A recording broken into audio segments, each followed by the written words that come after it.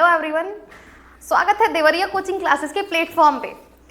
तो आज मैं लेके आई हूँ प्रीवियस ईयर का सेट फर्स्ट, जो कि आने वाली परीक्षाओं के लिए बहुत ही ज़्यादा महत्वपूर्ण है। तो हम देखेंगे ये सेट में क्वेश्चंस कैसे पूछे जाते हैं, ऑप्शनल एंड सब्जेक्टिव क्वेश्चंस इसमें हैं। ऑप्शनल क्वेश्चंस 1 नंबर में पूछे जाते हैं, तो उसको हम शॉर्ट तरीके से करेंगे, और जो सब्जेक्टिव क्वेश्चंस होते हैं वो लॉन्ग में पूछे जाते हैं, तो उसको हम काफ़ी डीपली देखेंगे। तो आइए हम देखते हैं, चलते हैं अपने क्वेश्चन की तरफ। तो हमारा पहला क्वेश्चन है कि लघु बीजाणुधानी की सबसे आंतरिक परत कौन सी होती है। लघु बीजाणुधानी की सबसे आंतरिक परत कौन सी होती है? तो ये है हमारा लघु बीजाणुधानी का स्ट्रक्चर, ये है लघु बीजाणुधानी की संरचना। तो हम देखेंगे कि जो सबसे अंदर की परत होती है लघु बीजाणुधानी की, उसको हम कहते हैं माइक्रोस्पोरोजेनेसिस। सबसे अंदर की परत जो होती है उसको हम कहते हैं टैपिटम। हमारे पास ऑप्शंस हैं बाह्य त्वचा, अंतःस्थीसियम, मध्य परत और टैपिटम। तो यहाँ क्वेश्चंस पूछा गया है कि लघु बीजाणुधानी की सबसे अंदर की परत। तो हम देख सकते हैं इस डायग्राम में कि सबसे अंदर की परत जो है वो है, सबसे अंदर वाली लेयर है जो है टैपिटम। तो हमारा राइट आंसर होगा डी। अगला क्वेश्चन है हमारा, वह प्रक्रिया जिसके द्वारा शुक्राणु शुक्र जनन नलिकाओं से मोचित होते हैं, मतलब मुक्त होते हैं। ऑप्शन है हमारे पास शुक्राणु जनन, वीर्य सेचन, शुक्र जनन और अंड सेचन। तो शुक्राणु शुक्र जनन नलिकाओं से मुक्त होते हैं तो वह प्रक्रिया वीर्य सेचन कहलाती है। तो हमारा राइट आंसर होगा बी, वीर्य सेचन।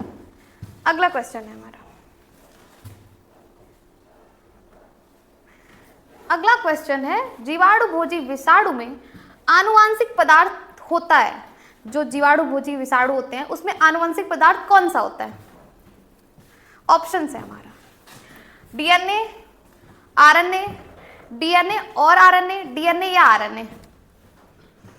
जैसा कि पूछा है कि जीवाणु भोजी विषाणु जो होते हैं उसमें आनुवांशिक पदार्थ होता है डीएनए और आरएनए।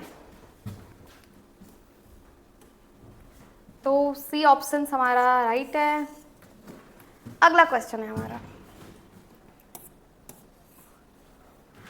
आणविक कैंची मॉलिक्यूलर सीजर किसे कहते हैं? ऑप्शन है न्यूक्लियेज, प्रतिबंधन एंजाइम, पॉलीमरेज एंड लाइगेज। सबसे पहली बात, तो जो मॉलिक्यूलर सीजर होता है, आणविक कैंची जो होती है, ये वह प्रक्रिया जैसे कि जो डीएनए होता है उसको विशिष्ट स्थानों पर काटती है, यह एक प्रकार का एंजाइम होता है। तो इसमें पूछा है कि आणविक कैंची क्या है, तो सिंपली हम कह सकते हैं कि ये एक प्रतिबंधन एंजाइम है, रेस्ट्रिक्शन एंडोन्यूक्लियेज एंजाइम। हमारा बी ऑप्शंस राइट है। अगला क्वेश्चन है, अंडोत्सर्ग किसे कहते हैं? ओव्यूलेशन। अंडोत्सर्ग वह प्रक्रिया है जिसमें एक फीमेल के ओवरी से मैच्योर एग निकलता है, उसे हम कहते हैं ओव्यूलेशन। एक फीमेल के ओवरी से जब मैच्योर एग निकलता है तो उसको हम कहते हैं अंडोत्सर्ग। जैसा कि क्वेश्चंस 1 नंबर में पूछे जाते हैं तो हम इसे शॉर्ट्स में बताएंगे। अगला क्वेश्चन है हमारा,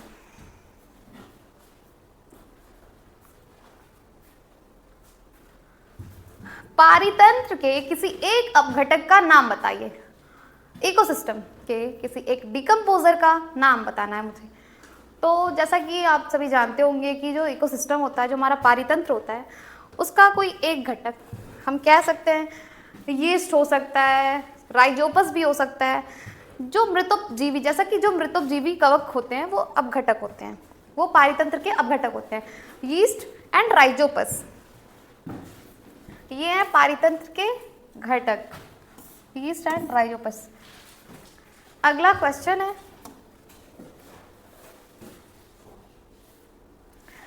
मानव में पाए जाने वाले बाह्य परजीवी का नाम बताइए। तो बाह्य परजीवी हम सभी जानते हैं कि ज़्यादातर लोगों में ये देखा गया है पहले कि जो जू होता है, इसको हम कहते हैं हेड लुईस, हम हेड लुईस के नाम से उसको जानते हैं।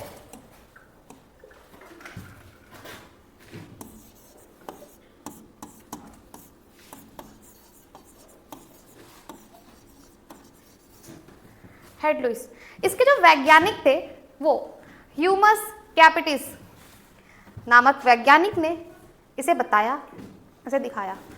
तो जो जू होता है वो बायपरजीवी होता है, जो ह्यूमन बॉडी में रक्त को चूस कर जीवित रहता है। अगला क्वेश्चन हम देखेंगे, डीएनए के किसी दो क्षारों का नाम बताइए। डीएनए के किसी दो क्षारों का नाम बताइए। नाइट्रोजिनस बेसेस, वैसे तो डीएनए के 4 क्षार होते हैं, adenine, thymine, guanine and cytosine. यहां पूछा है 2, adenine, thymine, guanine and cytosine. तो इसमें पूछा है कि किन्हीं दो क्षारों का नाम बताइए, तो हम कह सकते हैं कि एडेनिन ग्वानिन भी कह सकते हैं, एडेनिन थाइमिन भी हम कह सकते हैं। अगले क्वेश्चन की तरफ चलते हैं। अगला क्वेश्चन है, मार्गन ने अपने प्रयोगों हेतु फल मक्खियों का चयन किया। मार्गन ने अपने प्रयोगों हेतु फल मक्खियों का चयन क्यों किया, उनके किन्हीं दो कारण का नाम बताइए। जो मार्गन थे उनका पूरा नाम था थॉमस हंट मार्गन।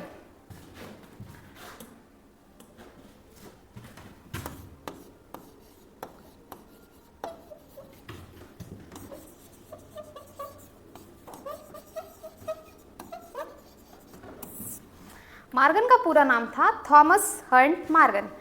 उन्होंने फल मक्खियों का चयन किया क्योंकि इनमें लैंगिक द्विरूपता पाई गई तथा इनमें पाए जाने वाले चारों जो गुणसूत्र थे वो आकार में एक दूसरे से बहुत ही भिन्न थे, मतलब एक दूसरे से बिल्कुल अलग थे। तो मार्गन के प्रयोगों हेतु ऐसे फल मक्खियों का चयन किया, इनके यही दो कारण हैं। अगला क्वेश्चन है,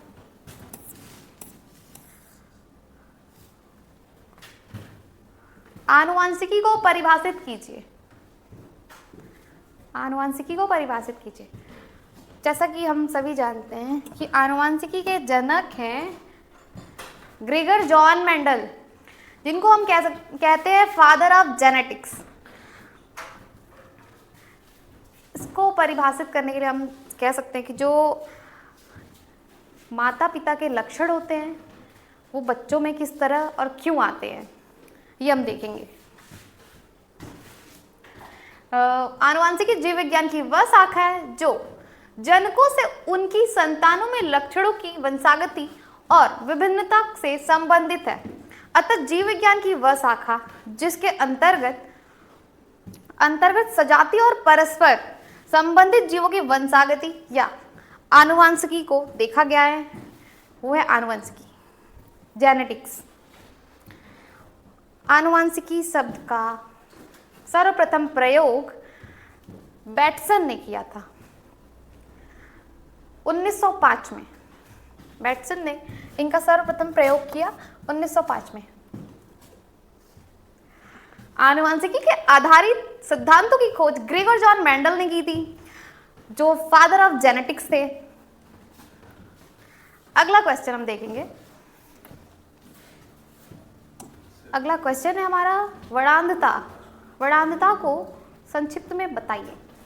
कलर ब्लाइंडनेस ये एक नेत्र संबंधी विकार होता है। जैसा कि हम सभी जानते हैं कि हमारी आंखों में पाए जाने वाला एक नेत्र संबंधी विकार है, जो हमारे जो कलर पहचानने की जो हमारे जो रंग होते हैं उनको पहचानने में ये असमर्थ रहता है। ये ज़्यादातर मनुष्यों में पाया जाता है, जैसे कि ये मेल में ज़्यादा पाया जाता है।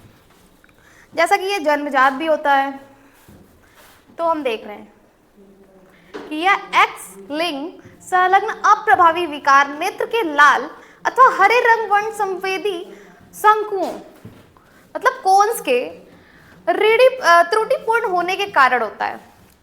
हॉर्नर ने इनकी खोज की थी। जो हॉर्नर थे उन्होंने इनकी खोज की थी 1876 में। और इस रोग से प्रभावित व्यक्ति जो थे वो लाल व हरे रंग में भेद नहीं कर पा रहे थे। जो लाल और हरे रंग थे उसमें वो भेद नहीं कर पा रहे थे। जैसा कि ये क्यों होता है, इनके क्या लक्षण है? क्योंकि जो हमारी आंखों की कोन्स होती है, कोशिकाएं होती हैं, उनके कार्य क्षमता में कमी के कारण होता है।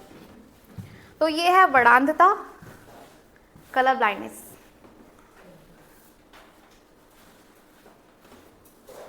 इसको हम लाल हरा अंधापन भी कह सकते हैं, रेड ग्रीन ब्लाइंडनेस। अगला क्वेश्चन है,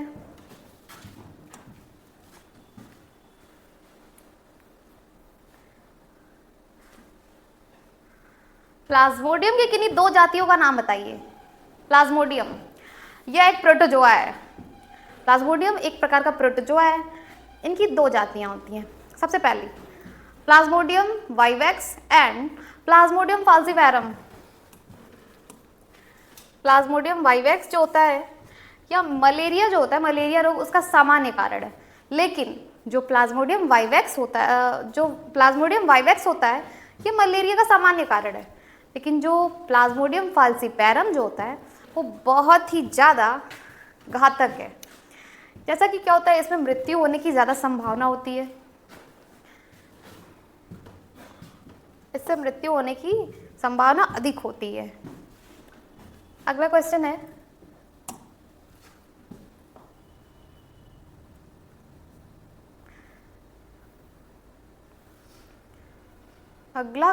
है, सकल प्राथमिक और नेट प्राथमिक में विभेद कीजिए।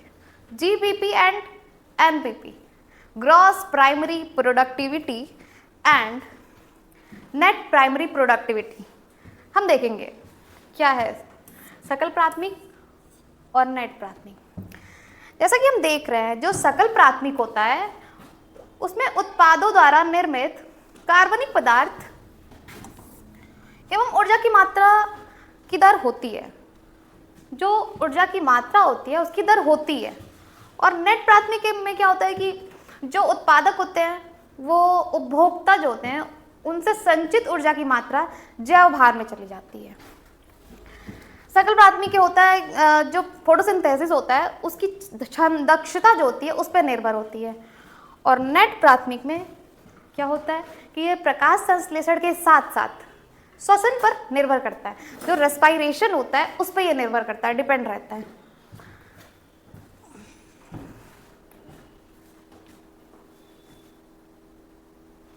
अगला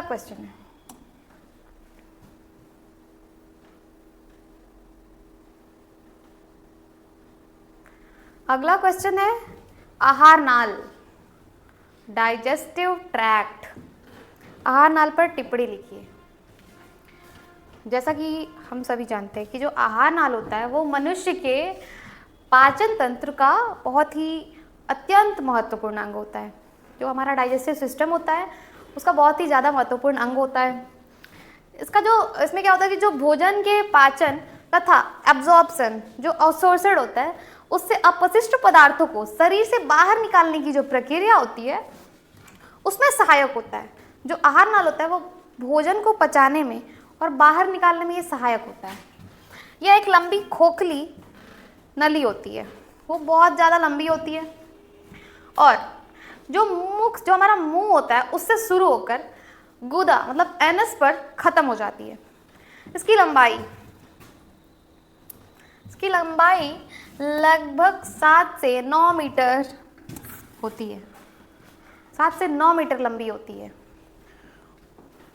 तो ये है हमारा डाइजेस्टिव ट्रैक्ट। अगला क्वेश्चन है, परागकण किसे कहते हैं? परागकण किसे कहते हैं? तो जैसा कि आप सभी जानते होंगे कि जो परागकण होता है परागकोश से वर्तिकाग्र तक पहुंचने की प्रक्रिया को हम परागकण कहते हैं। पॉलिन ग्रेन, अर्थात किसी पुष्प के पुंकेसर मतलब जो मेल पार्ट होता है उससे उसी पुष्प या उसी जाति के किसी अन्य पुष्प के वर्तिकाग्र तक परागकणों को पहुंचने की क्रिया को भी हम परागकण कहते हैं। सिंपली कह सकते हैं कि परागकण परागकोश से वर्तिकाग्र तक पहुंचने की जो प्रक्रिया होती है उसको हम परागकण कहते हैं। एग्जाम्पल देखते हैं।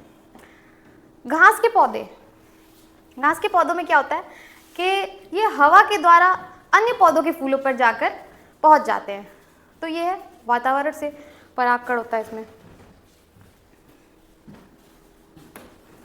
सूरजमुखी का परागकण, सनफ्लावर का पॉलन ग्रेन। सूरजमुखी के फूलों में मधुमक्खियों जो होती हैं वो परागकण इकट्ठा करती हैं। जब वे एक फूल से दूसरी फूल तक जाती हैं, दूसरे फूल पर जाती हैं, तो परागकण वर्तिकाग्र पर पहुंच जाती है, वर्तिकाग्र पर पहुंच जाती है और वहाँ फर्टिलाइजेशन की प्रक्रिया जो होती है वो स्टार्ट हो जाती है। जो निषेचन होता है वहीं से शुरू हो जाता है।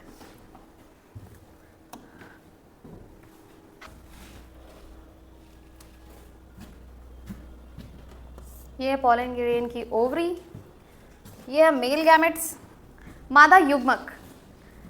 पॉलन ग्रेन जो होता है वो सबसे ऊपर भाग होता है, ऊपरी का, वर्तिकाग्र।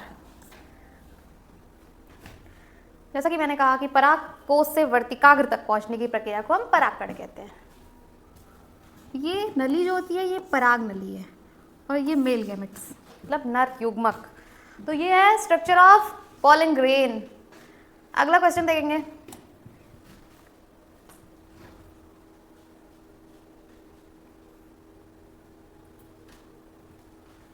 अगला क्वेश्चन है, स्त्री जनन तंत्र का नामांकित चित्र लिखिए, बताइए।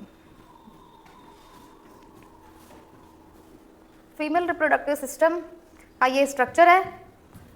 हम देख सकते हैं कि ये जो होती है यूटेराइन कैविटी जिसको हम कहते हैं, और ये है यूटेराइन फंडस, गर्भाशय फंडस। ये होता है स्थसम, इस्थमस, एंड ये फिम्ब्रिया जो एक झालर जैसी संरचना होती है, झालरीदार, उसको हम कहते हैं फिम्ब्रिया। ये है गर्भाशय ग्रीवा, और ये परिगर्भाशय, पेरीमेट्रियम। तो आप देख सकते हैं फीमेल रिप्रोडक्टिव सिस्टम का डायग्राम है ये।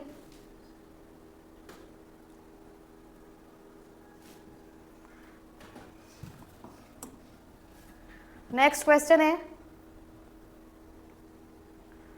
केंद्रक में पाए जाने वाले आरएनए पॉलीमरेज के कार्यों का वर्णन कीजिए।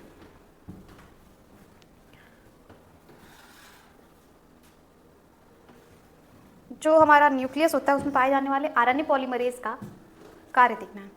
सबसे पहला होता है आरएनए पॉलीमरेज फर्स्ट। इसमें क्या होता है कि जो आरएनए 28S एंड 18S एवं 5.8S का संश्लेषण करता है। आरएनए पॉलीमरेज सेकंड में क्या होता है कि ये इमैच्योर होता है और एमआरएनए या विषमांगी केंद्रकीय आरएनए इसको हम कहते हैं। विषमांगी केंद्रकीय आरएनए का ये संश्लेषण करता है। तीसरा है आरएनए पॉलीमरेज थर्ड। इसमें पाया जाता है टीआरएनए एंड एसएनआरएनए एवं 5sRNA। ये इन तीनों का संश्लेषण करता है। जैसा कि यह एक प्रकार का पॉलीमेरिक एंजाइम है जो 5 विभिन्न पॉलीपेप्टाइड चेन का बना होता है। 2 अल्फा श्रृंखला और 1 बीटा श्रृंखला और एक बीटा 1 श्रृंखला जो बीटा 1 चेन होता है उससे, और दूसरा गामा श्रृंखला। चौथा होता है एक सिग्मा श्रृंखला से श्रृंखलाकार एंजाइम बनाता है जिसका मुख्य भाग है एपो एंजाइम जो सिग्मा कारक से जोड़कर सक्रिय होता है।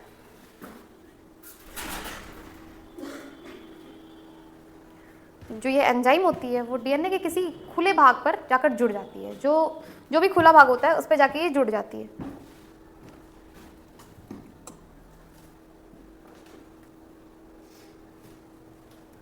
अगला क्वेश्चन है हमारा, लैब का पूर्ण रूप लिखिए।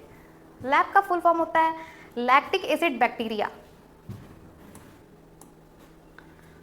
इसके महत्व हैं यह जैसे कि ये एक प्रकार का gram positive aerobic and lab bacteria का जो मुख्य रूप से कार्बोहाइड्रेट लैक्टोज को लैक्टिक एसिड में परिवर्तित करता है और औद्योगिक प्रक्रियाओं में किया इनका उपयोग खाद्य संरक्षण तथा स्वास्थ्य लाभ में किया जाता है। इसको हम कहते हैं लैक्टिक एसिड बैक्टीरिया।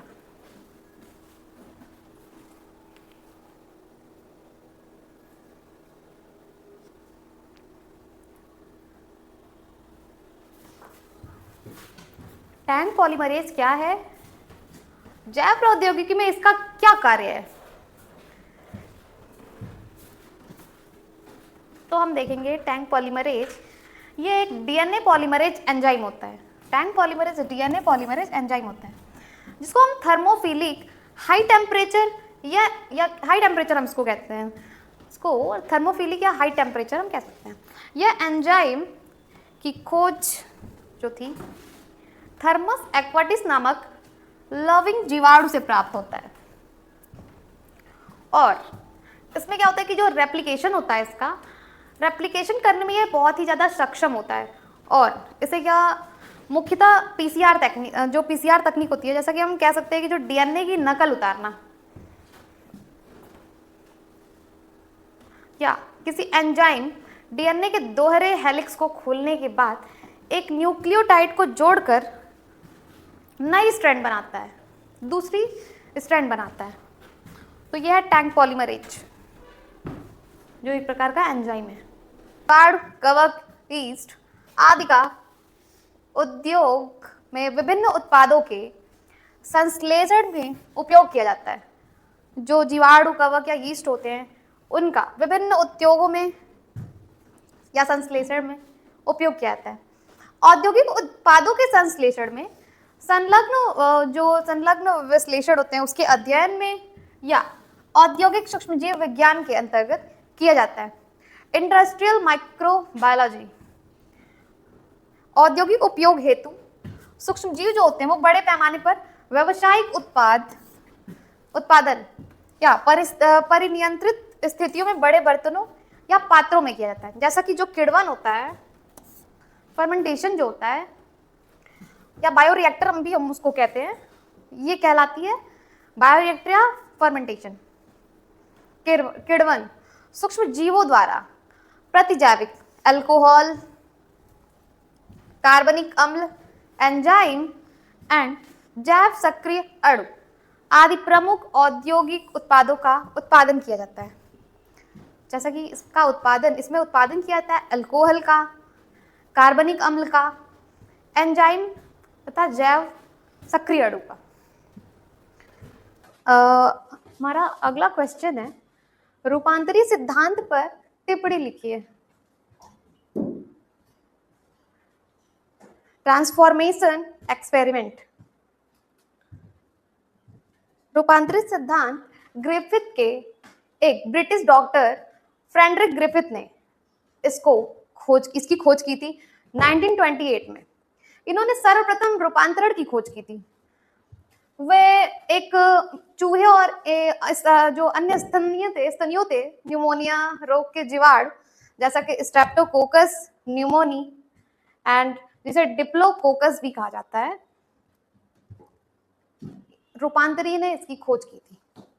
और न्यूमोनी इसे कहते हैं हम, इस पर कार्य किए उन्होंने। जैसा कि इसमें बताया कि जो जीवाणु थे उनके दो प्रभेद थे, तो हम देखेंगे। पहला था उग्र प्रभेद, वैरुलेंट स्ट्रेन। यह संक्रामक प्रभेद था जो न्यूमोनिया जैसे रोग उत्पन्न करता था। और उग्र जीवाणु को इस प्रकार, मतलब स्मूथ टाइप कहते थे, जिसको उग्र जीवाणु को हम स्मूथ टाइप कहते थे क्योंकि यह सर्वधन माध्यम पर चिकनी एवं चमकीली कॉलोनी बनाती थी। चिकनी एवं चमकीली कॉलोनी बनाती थी, इसलिए इसे स्मूथ टाइप कहते थे। इनके चारों ओर पॉलीसैकेराइड्स म्यूसिलेज का श्लेष्मी आवरण जो था वो उपस्थित होता था। जो म्यूसिलेज था, इनके चारों ओर पॉलीसैकेराइड का आवरण उपस्थित होता था। दूसरा है अनुग्र प्रभेद, इसको हम कहते हैं नॉन वैरुलेंट स्ट्रेन। इस प्रभेद वाले जो जीवाणु थे उसमें न्यूमोनिया रोग नहीं होता था, इस प्रभेद वाले जीवाणु में न्यूमोनिया रोग नहीं होता था, और इसको हम आर प्रकार मतलब रफ टाइप कहते थे, आर प्रकार या रफ टाइप, क्योंकि ये अनियमित व खुरदुरी या रुक्ष मतलब रफ कॉलोनी इनकी थी, जो इनकी कॉलोनी बनती थी वो बहुत ही रफ थी, अनियमित थी, जिसका कोई नियमित समय नहीं था। जैसा कि इनमें कहा जा सकता है कि इनमें म्यूसिलेज का आवरण का अभाव था, जो म्यूसिलेज का आवरण था उसकी बहुत कमी थी। अतः ये अनुग्रोथ हैं, मतलब कि नॉन वेरुलेंट स्ट्रेन कहते हैं हम इन्हें।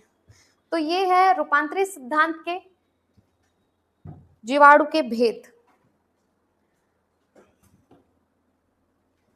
जिसकी खोज फ्रेडरिक ग्रिफ्थ ने 1928 में की थी। तो हमारा अगला क्वेश्चन है,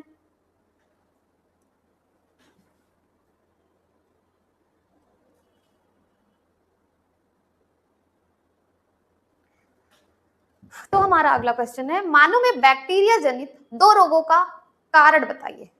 तो सबसे पहला रोग होता है ट्यूबरकुलोसिस, जिसको हम कहते हैं क्षय रोग। दूसरा है टाइफाइड, टाइफाइड फीवर, हम जानते हैं इसके बारे में। ट्यूबरकुलोसिस जो होता है वो माइकोबैक्टीरियम ट्यूबरकुलोसिस को हम कहते हैं।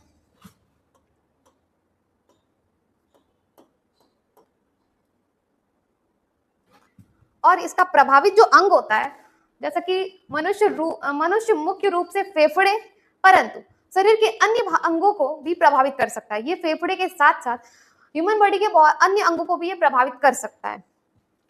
इनके लक्षण लगातार खांसी आना, 3 सप्ताह से अधिक बलगम में खून आना और बुखार, रात में पसीना, वजन घटना, भूख ना लगना,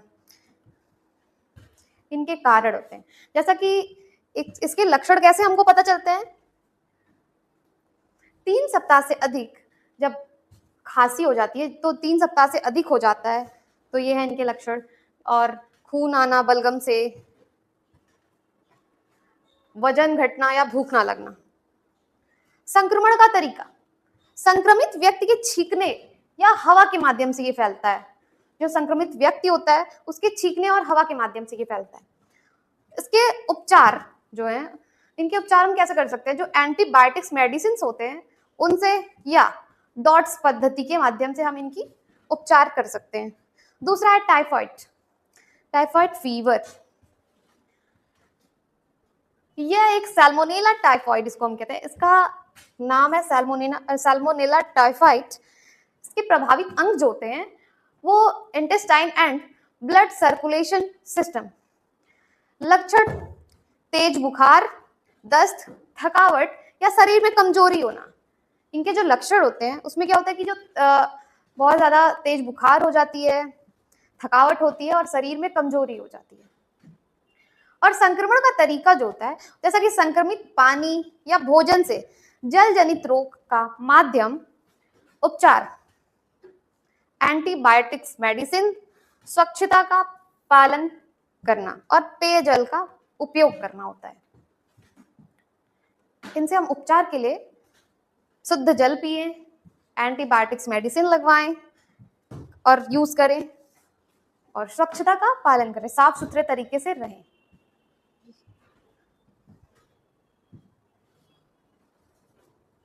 नेक्स्ट क्वेश्चन है, वाहित मल, वाहित मल उपचार में सूक्ष्म जीवों की भूमिका का संक्षेप में वर्णन कीजिए। Microbes in सेवैक treatment. वाहित मल किसे कहते हैं, जैसा कि प्रतिदिन महानगरों से शहरों तथा कस्बों में अपशिष्ट जल तथा बड़ी मात्रा में जो कचड़े निकलते हैं उसे हम कहते हैं वाहित मल। इस अपशिष्ट तथा व्यर्थ जल को आवासीय कॉलोनियों से निकले मल मूत्र, कार्बनिक व अकार्बनिक पदार्थ, इनऑर्गेनिक एंड ऑर्गेनिक मैटर्स, अन्य कूड़ा कचरा, मृत परजीवी या मृत पादप तथा मल में पाए जाने वाले जीवाणु होते हैं, ये हमारे वाहित मल में आते हैं। तो हम देखेंगे इसमें इनकी सूक्ष्म जीवों का संक्षेप में वर्णन।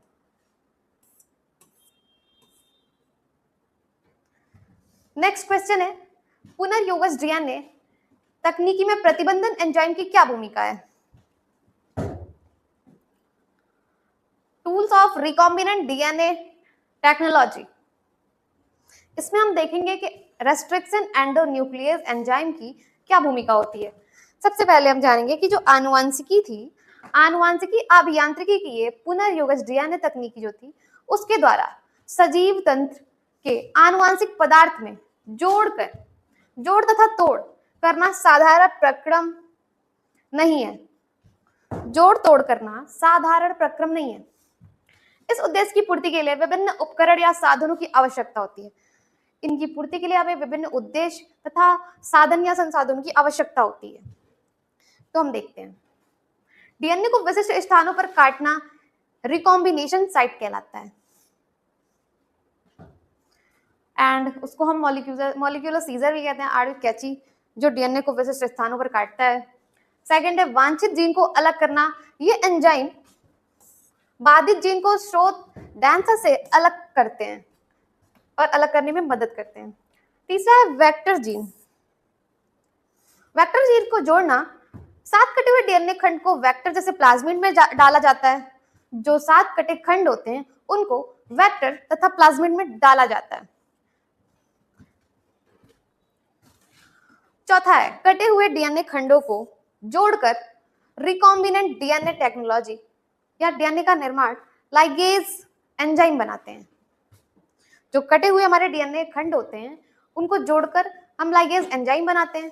और पांचवा है आनुवंशिकी इंजीनियरिंग में महत्वपूर्ण रिकॉम्बिनेंट डीएनए टेक्नोलॉजी जो होती है वो हमारी रेस्ट्रिक्शन एंजाइम और जैव प्रौद्योगिकी का प्रयोग करके जेनेटिक इंजीनियरिंग प्रक्रिया में महत्वपूर्ण भूमिका निभाती है।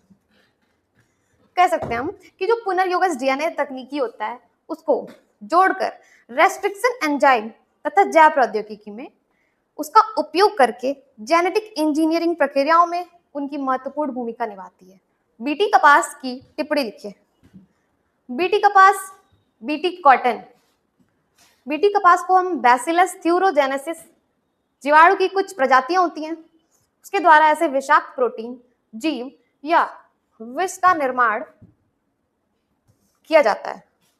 कुछ विषाक्त प्रोटीन या विष का निर्माण किया जाता है जो विशिष्ट वर्ग के कीटों जैसे कि लेपिडोप्टेरॉन, तंबाकू कलिका कीट या ऑर्मीवॉर्म, कोलियोप्टेरॉन तथा डिप्टोरॉन, मतलब कि मक्खी मच्छर को मारने के लिए सहायक होता है।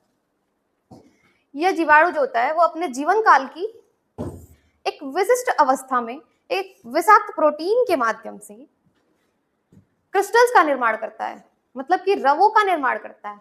और ये विषाक्त प्रोटीन जो होते हैं वो स्वयं जीवाणु को खत्म नहीं करते क्योंकि ये निष्क्रिय मतलब सक्रिय नहीं होते।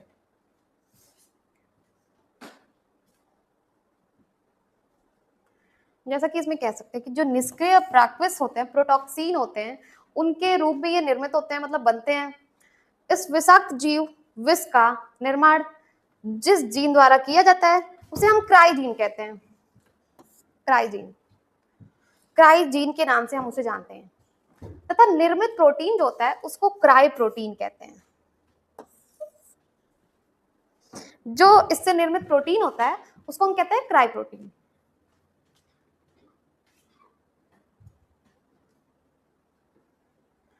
बैसिलस थ्यूरोजेनेसिस, इसको हम कहते हैं, बीटी कपास को हम कहते हैं बैसिलस थ्यूरोजेनेसिस, इसका पूरा नाम है।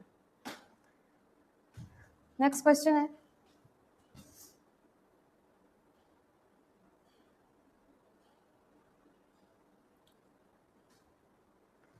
नेक्स्ट क्वेश्चन है पॉलीमरेज श्रृंखला अभिक्रिया का क्या महत्व है? पॉलीमरेज चेन रिएक्शन एक अति महत्वपूर्ण जैव प्रौद्योगिकी तकनीकी है।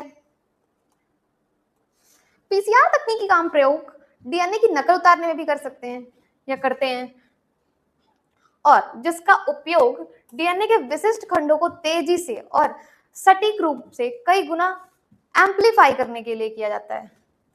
इस तकनीकी का आविष्कार कार्ल मोलेस ने 1983 में किया था।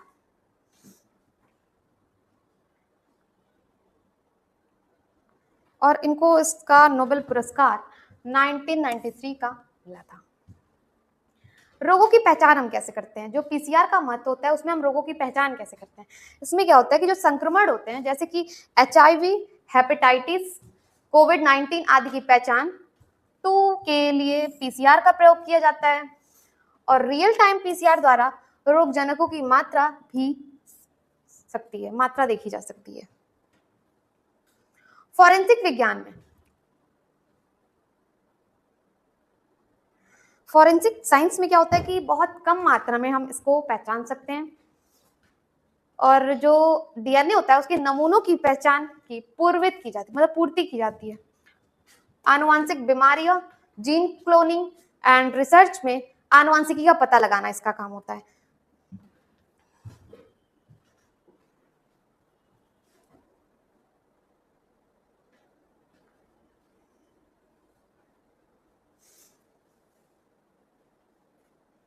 नेक्स्ट क्वेश्चन है,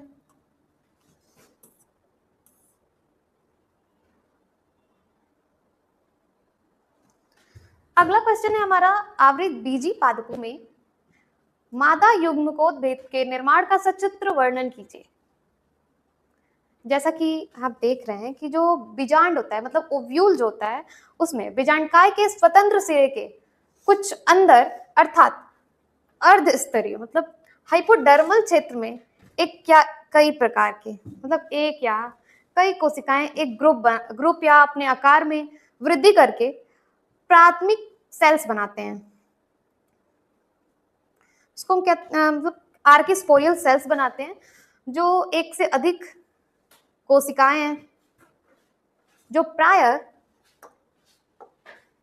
एक ही कोशिका जो होती है उससे बड़ी स्पष्ट होकर एक परिणत विभाजन मतलब कि पेरिक्लिनल डिवीजन करती है और जो कि एक सूत्री विभाजन मतलब माइटोटिक डिवीजन होता है और इस विभाजन के द्वारा निम्न दो कोशिकाएं जो होती हैं उनका निर्माण होता है। जो माइटोटिक डिवीजन होता है उसके बाद दो कोशिकाओं का निर्माण होता है, दो कोशिकाएं बनती हैं। देखते हैं हम आगे। ये है मादा युग्मकोद्भिद का structure.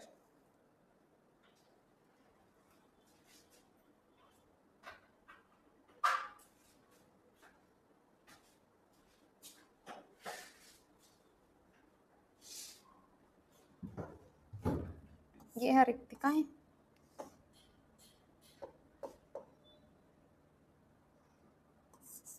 Antipodal cells, central cell, egg cell and synergid,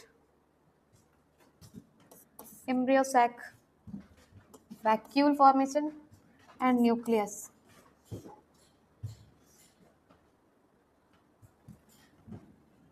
Secondary nuclei, synergid. Structure of मादा युग्मकोद्भिद।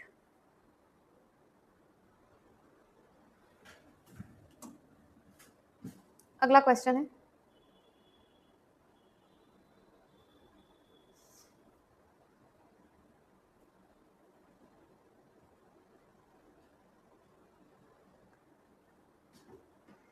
नेक्स्ट क्वेश्चन है, परिवार नियोजन की विभिन्न विधियों का वर्णन कीजिए। फैमिली प्लानिंग में मानो एक सामाजिक प्राणी है, जो मानव होता है वो एक सामाजिक प्राणी होता है, अतः मानव जाति में परिवार ही जनसंख्या की एक इकाई होती है। तो परिवार होता है वो जनसंख्या की एक इकाई होती है। जैसा कि मानव जनसंख्या की वृद्धि को कम करने के लिए नियोजन तरीकों से संतान उत्पत्ति की दर को कम करना और जनसंख्या नियोजन कहलाता है। ये 2 टाइप्स के होते हैं। एक होता है स्थायी विधि। स्थायी विधि में क्या होता है कि इसमें स्टेरिलाइजेशन होता है, जिसको वास्कोटॉमी में आते हैं और वास डिफरेंस को काट दिया जाता है। इसमें जो पुरुषों की शुक्राणु नली होती है उसको काट दिया जाता है और यह एक सरल और सुरक्षित विधि होती है, प्रक्रिया होती है, बहुत ही ज्यादा सरल और सुरक्षित प्रक्रिया होती है। महिला नसबंदी, ट्यूबल लिगेशन।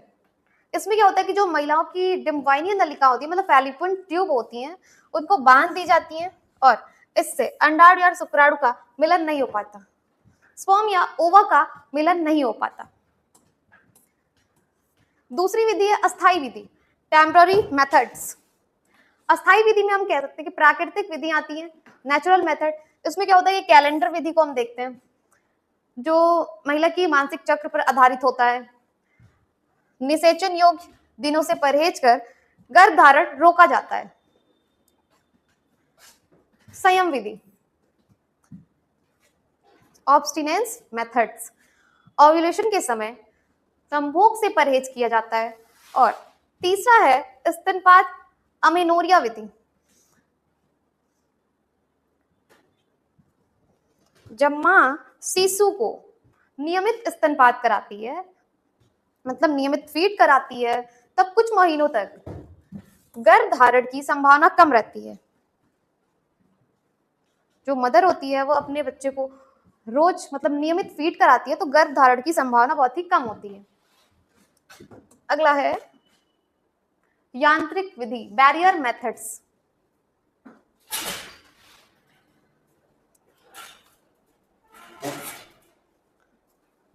निरोध्स, इसमें हम देखेंगे कि पुरुषों और महिलाओं दोनों के लिए उपलब्ध होते हैं। गर्भ धारण से बचाने के साथ साथ एसटीडी से भी सुरक्षा होता है, आसानी से उपयोग किया जाता है। सेकंड है डायफ्राम और कैप्स, डायफ्राम एंड कैप्स, इसको महिलाएं उपयोग करती हैं, ये फीमेल्स के लिए होते हैं एंड गर्भाशय से शुक्राणु के प्रवेश को रोकते हैं। गर्भ निरोधक दवाएं, हार्मोनल्स मेथड, मौखिक गर्भ निरोधक गोलियां, ओरल कॉन्ट्रैप्टिव पिल्स, ये फीमेल्स के द्वारा ली जाती हैं। अंडोत्सर्जन को रोक सकते हैं और नियमित रूप से सेवन करना आवश्यक होता है। आगे है आपातकालीन गर्भ निरोधक गोलियां, इमरजेंसी कॉन्ट्रैप्टिव पाइल्स, असुरक्षित यौन संबंध के बाद ली जाती हैं। नेक्स्ट है हमारा, तो हम चलते हैं अपने अगले क्वेश्चन की तरफ। तो बच्चों अनुलेखन क्या है? ट्रांसक्रिप्शन क्या है? अनुलेखन का सचित्र वर्णन कीजिए। सबसे पहले हम जानते हैं कि जो श्रृंखला होती है उसमें एमआरएनए होता है और अभिव्यक्त सीएचएल, यह एक जैव रासायनिक प्रक्रिया होती है जो डीएनए की जो टेम्पलेट होती है उससे संदेशवाहक आरएनए का निर्माण प्रक्रिया, मतलब जीन एक्सप्रेशन, मतलब जीन का पहला चरण जो होता है वो इसमें होता है। देखेंगे हम बैक्टीरिया ट्रांसक्रिप्शन। बैक्टीरिया ट्रांसक्रिप्शन में क्या होता है, यह एक सटीक प्रक्रिया है। सटीक प्रक्रिया में अनुलेखन का चयन करता है एंड क्योंकि इसमें कोई न्यूक्लियस नहीं होता, जिसके एक ही साइटोप्लाज्म में कोशिका द्रव्य में ये रहते हैं। आगे देखते हैं। नेक्स्ट क्वेश्चन है हमारा, जैविक विकास का एक निबंध लिखिए। बायोलॉजिकल इवोल्यूशन क्या है? बायोलॉजिकल इवोल्यूशन वह प्रक्रिया है जिसके माध्यम से पृथ्वी पर जीवन का, जो हमारी पृथ्वी होती है उस पर जीवन का क्रमशः विकास हुआ है। एंड प्रारंभिक कोशिकीय जीवों से लेकर आज के जटिल मानव तक का सफर लाखों करोड़ों वर्षों में धीरे धीरे हुआ है।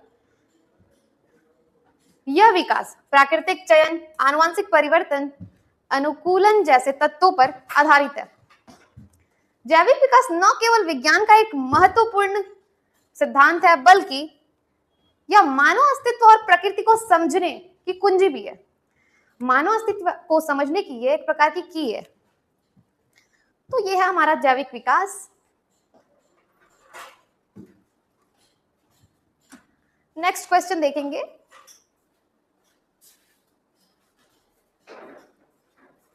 कंजर्वेशन ऑफ बायोडाइवर्सिटी, जैव विविधता संरक्षण से आप क्या समझते हैं? स्वस्थानीय एवं बाह्यस्थानीय संरक्षण में विभेद कीजिए। इन सेतु एंड एक्स सेतु में विभेद कीजिए। सबसे पहले जैव विविधता के संरक्षण को देखते हैं। जैव विविधता में जो संरक्षण होता है, जब कोई व्यक्ति होता है उसको हम किसी भी क्षति या नष्ट होने से बचाएं, सुरक्षित रखें, सुरक्षित बनाए रखने के लिए प्रकृति एवं प्राकृतिक संपदा संदर्भ में संरक्षण अर्थ संपूर्ण जीवमंडल के संरक्षण से, ताकि हम इस जैव विविधता को बिना क्षति पहुंचाए मानव कल्याण हेतु पीढ़ी दर पीढ़ी अधिकतम लाभ को ले सके। ये है हमारी बायोडाइवर्सिटी। बायोडाइवर्सिटी में दो प्रकार होते हैं, दो मुख्य प्रकार होते हैं। पहला होता है स्वस्थानिक इन सेतु कंजर्वेशन और दूसरा होता है बाह्यस्थानिक एक्स सेतु कंजर्वेशन।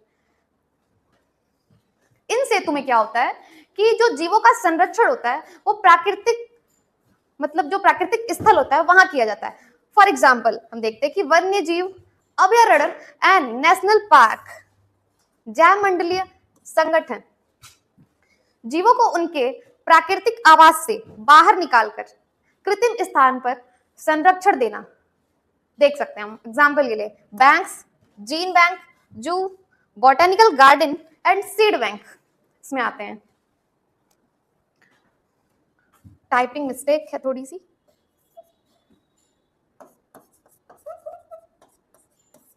सीड बैंक में इसमें एग्जाम्पल्स आते हैं gene bank, zoo, botanical garden and seed bank. तो ये है स्वस्थानिक एंड बाह्यस्थानिक ex situ and in situ conservation. अगला क्वेश्चन है हमारा समष्टि। समष्टि क्या है? इसके गुणों का विस्तार से वर्णन कीजिए। पॉपुलेशन क्या है?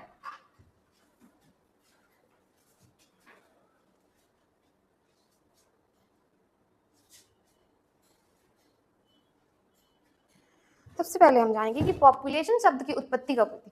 पॉपुलेशन शब्द की उत्पत्ति जो हुई थी वो लैटिन भाषा के पॉपुलस से हुई थी। लैटिन भाषा के